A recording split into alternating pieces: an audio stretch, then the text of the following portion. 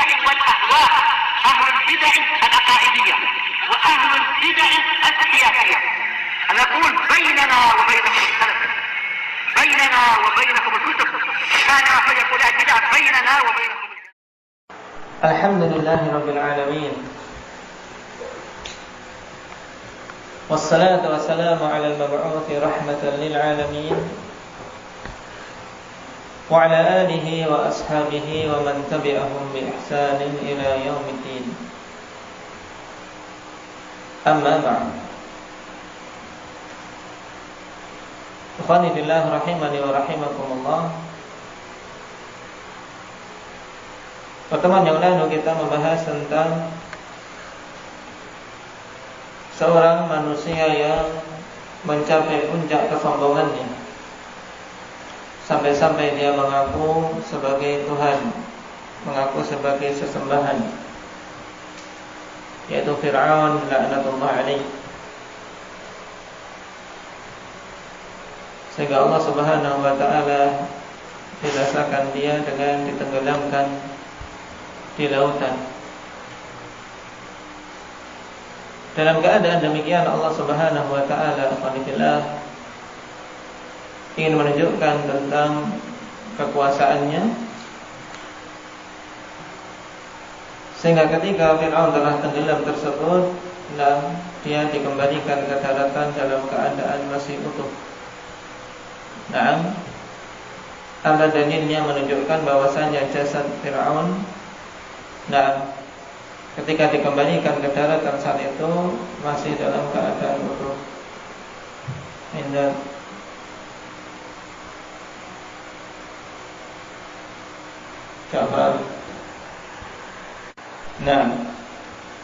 Allah azza wa jalla fi surah Yunus, "Falyawma nunajjika bi badanika litakuna liman khalqaka ayah."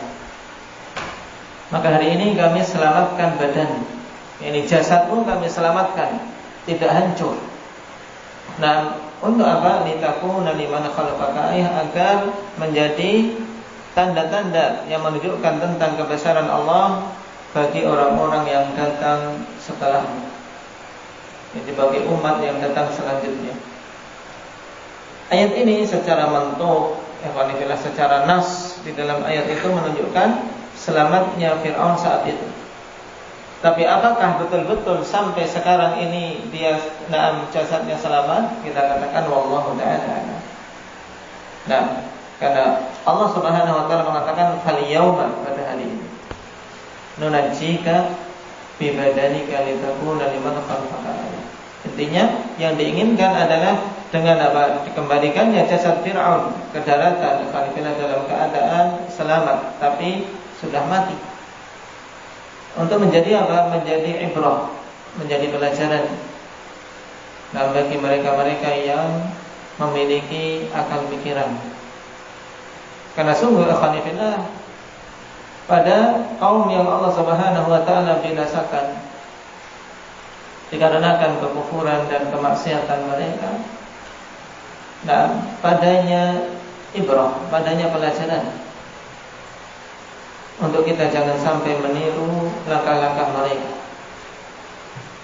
Allah subhanahu wa ta'ala perinci jalan orang-orang yang mujrim, jalan orang-orang yang jahat, jalan orang-orang yang kufur pada Allah. Untuk apa? Untuk kita jangan sampai meniru mereka. Maka dzalika nufassirul ayat wa litastabina sabilul mujrimin. Demikianlah kami perinci ayat-ayat kami untuk apa? Untuk bisa jelas jalannya orang-orang mujrim. Karena mengetahui jalan-jalan yang buruk, alhamdulillah. Ini penting untuk kita apa? Kita berhati-hati jangan sampai terjatuh di dalamnya. Sebagaimana dikatakan oleh penyair, "Araftu syarra la li syarri walakin li tawaqqihi wa man lam ya'rifil khaira min asy-syarri yaqa fi." Aku berusaha mengetahui kejelekan, tapi bukan untuk berbuat jelek, melainkan untuk aku berhati-hati jangan sampai terjatuh dalam kejelekan tersebut. Karena sesungguhnya siapa saja yang tidak mengetahui kejelekan dari suatu kebaikan, maka dia akan terjatuh dalam kejelekan. Nas'alullah al-afiyata wassalamah. Sekarang kita masuk pada poin berikutnya, man huwa waziru Fir'aun. Siapa itu wazir, yaitu menteri dalam bahasa. Siapa itu menterinya Fir'aun? Wal jawab Haman la'anahullah. Ini juga salah satu dari anak buah Fir'aun al-Khanifillah yang mencapai kepongahan yang luar biasa. Haman yang diperintahkan oleh Fir'aun al-Khanifillah untuk membuat istana yang bisa mencapai langit. Wa dalilu qauluhu ta'ala, dan dalilnya adalah firman Allah Subhanahu wa ta'ala, wa qala fir'aunu ya Haman ibni li sarha la'alli ablughul asbab as-samawati fa attali'a ila ilahi Musa fa inni la'adhunnuhu kadhiban.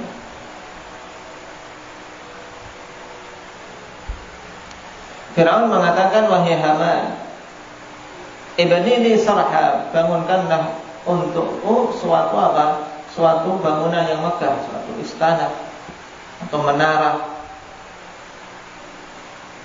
Agar aku bisa mencapai pintu-pintu langit, sehingga aku bisa melihat Tuhannya Musa ini yang disembah, yang diibadahi oleh Musa alaihi salam. Karena sungguhnya aku menyangka Musa itu adalah seorang pendusta. Lihat, bagaimana sombongnya Fir'aun beserta menteri-menterinya. Di antaranya Haman yang diperintahkan untuk membuat bangunan ini. Dan Haman juga binasa sebagaimana Fir'aun dan kaumnya. Poin berikutnya, man huwa alladhi nasaha qaumahu bittiba'i Musa alaihi salatu wassalam wa bi ayyi suratin dzukirat qissatuh. Siapa itu yang menasihati kaumnya untuk mengikuti Musa, dan di dalam surat apa disebutkan kisah tersebut? Wal jawab, orang tersebut mu'minu ali Fir'aun, seorang mukmin dari apa? Pengikut Fir'aun. Karena al-Khanifillah, al memiliki makna luas. Al bisa bermakna keluarga, bisa bermakna al-muttabi' ala dini, yaitu orang yang mengikuti. Dan ini makna yang paling luas untuk makna al. Makanya al ketika digandengkan dengan keluarga, berarti yang dimaksud dengan al adalah pengikut.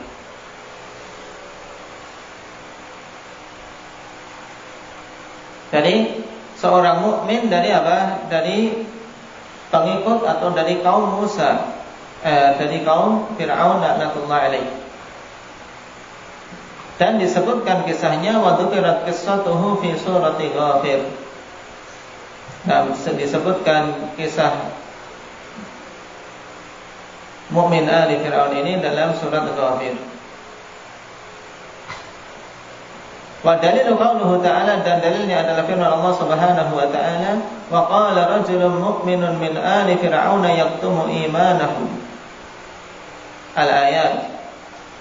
Wa hiya fi surati Ghafir.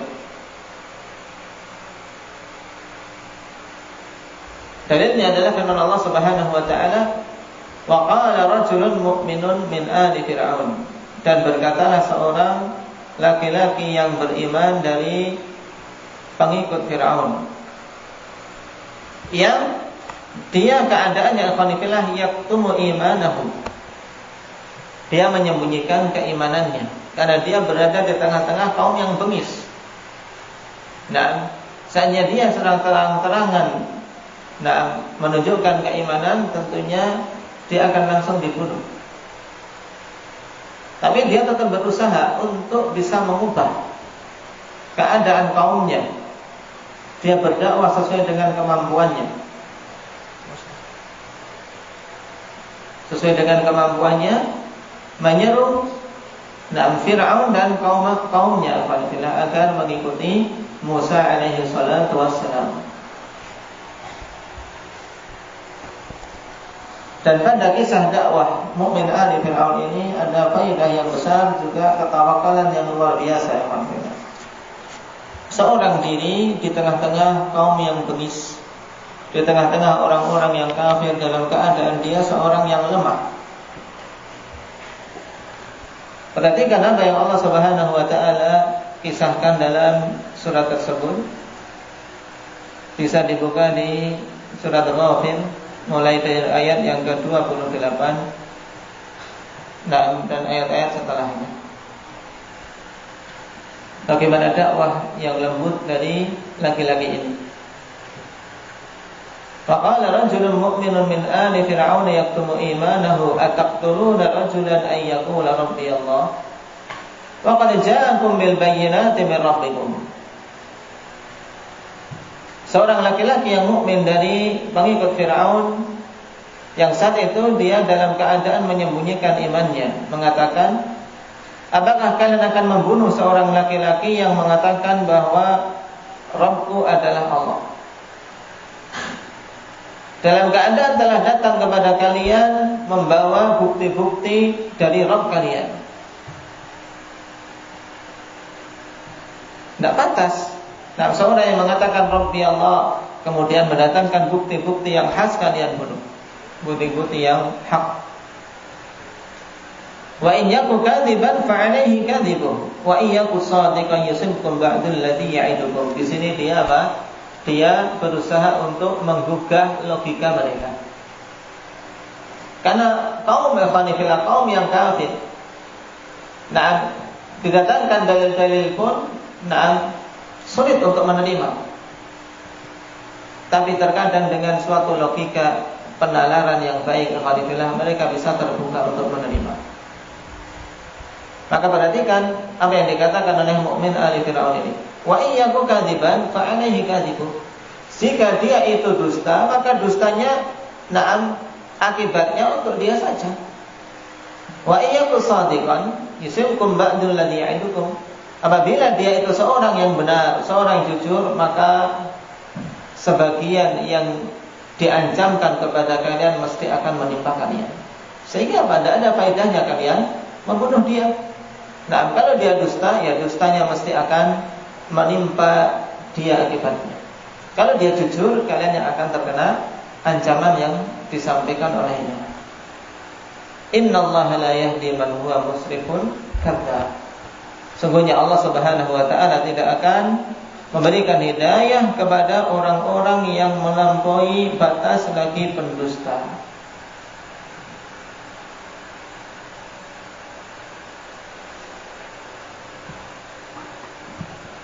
Kemudian beliau memberikan wejangan-wejangan yang bagus, alhamdulillah, yang disebutkan di ayat setelahnya. Ya qaumi lakumul mulku al-yawma dhahirina fil ardh faman yansuruna min ba'sillahi in ja'ana. Wahai kaumku, kalian sekarang memiliki kekuasaan pada hari ini. Kalian memiliki kekuasaan, kalian menang di muka bumi. Tapi siapa yang akan menolong kita semua jika datang azab dari Allah Subhanahu wa taala kepada kita? Tidak akan ada yang bisa. Sehingga jangan seorang sombong, jangan seorang pongah dengan kekuatannya. Tapi Fir'aun tidak mau kalah. Tidak mau kalah, dia membantah dan berusaha untuk menipu kaumnya.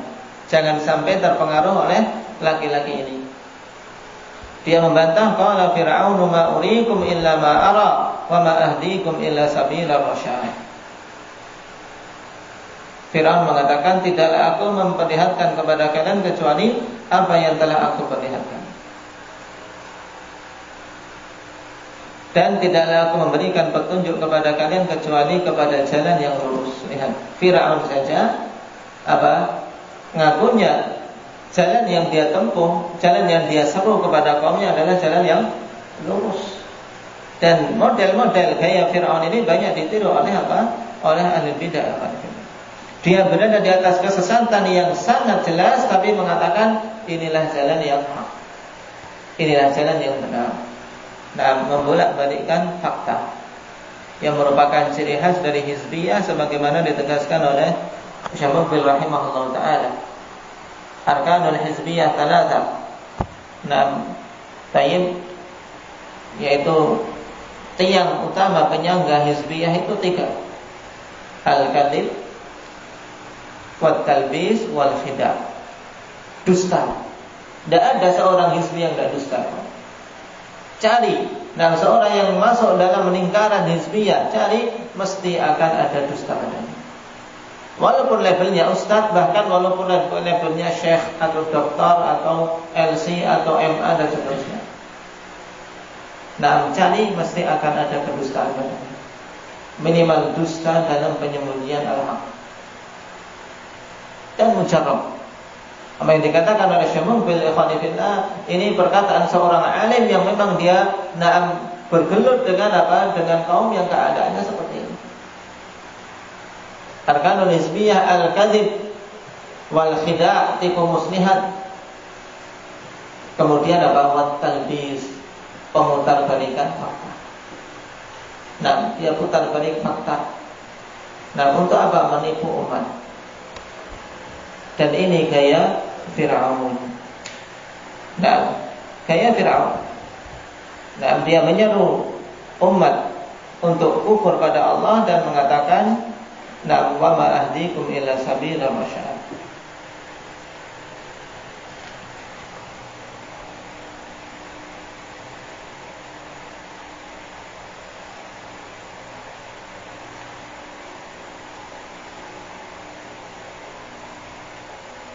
Kemudian kalimat yang bagus juga dari mukmin ali Fir'aun ini, akhwanillah, yang Allah sebutkan dalam ayat yang ke-41. Nah, mulai dari ayat tadi sampai beberapa ayat setelahnya masih berhubungan dengan mukmin ali Fir'aun, cuman kita mengambil sebagian. Perhatikan apa yang Allah sebutkan. Nah, untuk apa? Menunjukkan sabat dari laki-laki ini, alhamdulillah. Kalau Nabi Musa sabar, ini wajar ya, tidak? Nabi Musa, Allah Subhanahu wa taala berikan mukjizat yang banyak kepada beliau. Tapi ini seorang laki-laki sendirian di tengah apa? Kaum yang kafir, tidak punya mukjizat. Nah, sahabatnya dia, subhanallah, dia kokoh alhamdulillah di atas keimanan, dalam keadaan dia bukan nabi di tengah-tengah kaum yang kafir seperti ini. Makanya Allah Subhanahu wa taala sebutkan kisah laki-laki tersebut untuk kita ambil pelajaran. Nah, seorang kalau diberi kekokohan ikhwanillah dimanapun dia berada, dia akan bisa tetap istiqomah. Dia mengatakan, "Wa ya qaumi mali ad'ukum ila an-najah wa tad'unani ila an-nar. Tad'unani li akfura billahi wa usyrika bihi ma laysa li bihi ilmun wa ana ad'ukum ila al-azizil ghaffar." Wahai kaumku, kenapa kalian mensikapi aku ini? Dan aku menyeru kalian kepada keselamatan, kalian malah menyeru aku untuk menuju ke neraka jahanam. Aku menyeru kalian, kalian menyeruku untuk aku kufur pada Allah, mengajakku untuk aku kufur dan menyekutukannya, perkara yang tidak aku miliki ilmu tentangnya. Padahal aku menyeru kalian untuk kembali kepada Al-Azizil Ghaffar, kepada Zat yang maha kuasa dan yang maha luas ampunannya. La jarama anna ma tad'unani ilaihi laysa lahu da'watun fid dunya wala fil akhirah wa anna maraddana ila Allah wa anna al-musrifina hum ashabun nar. Fasatadkuruna ma aqulu lakum wa ufawwidu amri ila Allah innallaha basirun bil ibad. Ini kalimat yang menunjukkan tawakal yang luar biasa. Nah, kalian akan mengingat apa yang aku katakan kepada kalian. Sekarang mungkin kalian belum mau menerimanya, tapi kalian akan ingat nanti. Wa ufawwidu amri ila Allah, dan aku akan serahkan perkaraku kepada Allah Subhanahu wa taala. Ini yang penting, Pak. Dulu Syekhuna ya akhwanillah. Nah, saya perhatikan hampir kalau di salat tarawih ketika membaca ayat ini beliau nangis. Ketika membaca ayat ini beliau menangis, apalagi di saat dahsyatnya fitnah saat itu. Mulai dari ayat tadi, wa ya qaumi ma li ad'ukum ila an-najah wa tad'unani ila an-nar. Nah, yang kita seru kepada manusia, akhwanillah, kita menyuruh manusia agar mereka selamat. Tapi manusia malah banyak mencela, manusia malah banyak mencaci dan menjauh. Maka yang hendaknya kita lakukan ya sebagaimana dilakukan oleh mukmin ali Fir'aun ini, serahkan perkaranya pada Allah Subhanahu wa taala. Wa ufawwidu amri ila Allah, innallaha basirun bil ibad. Karena seorang dai mesti akan mengalami apa? Mengalami cobaan. Syekh Ibnu Utsaimin mengatakan, kalian mendakwahkan sunnah, tidak akan mungkin ditaburkan di depan kalian itu mawar-mawar dan bunga-bungaan. Ingin mendakwahkan sunnah, ingin seperti itu, tidak akan mungkin. Kata beliau, mustahil. Nah, kenapa? Karena dakwah sunnah akan banyak menyelisih selera manusia. Nah, sehingga tidak boleh seorang berdakwah sesuai selera manusia. Ini tidak akan mungkin dia mendakwahkan sunnah. Makanya butuh kokoh dia dalam apa? Menyerahkan perkara kepada Allah Subhanahu wa taala. Kokoh tawakalnya. Nah, dakwah tanpa ada ketawakalan, tidak akan mungkin seorang bisa sabar di atasnya. Nah, dan mukmin ali Fir'aun ini telah ada dari sisi sabar. Karena dia bukan seorang nabi, bukan seorang rasul, tapi subhanallah, Allah Subhanahu wa taala berikan kekokohan yang luar biasa dalam menghadapi kaumnya. Dan kalimat-kalimat yang kalimat yang tegas, jelas, tapi apa? Tapi tidak kasar. Karena memang kondisi dia saat itu kondisi lemahnya, tidak sendirian. Nah, maka kalimat-kalimat yang sebenarnya kalau kita perhatikan adalah kalimat untuk mengetuk hati-hati mereka dan membangkitkan nalar mereka yang benar.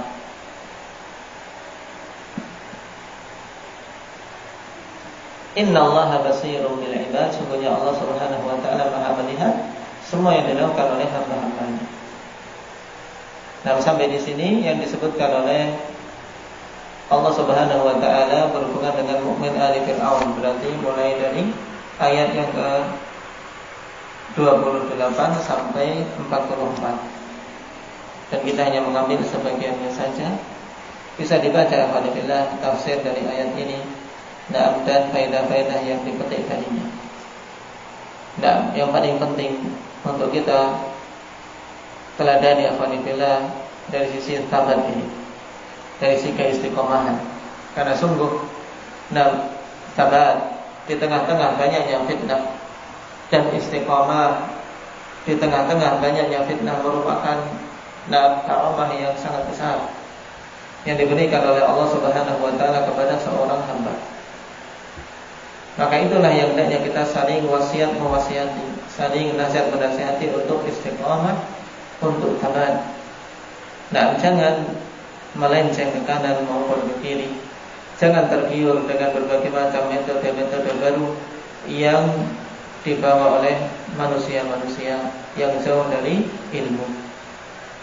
Nasallallahu alaihi wa sallam al-afiyata wa sallam, walhamdulillahi rabbil alamin.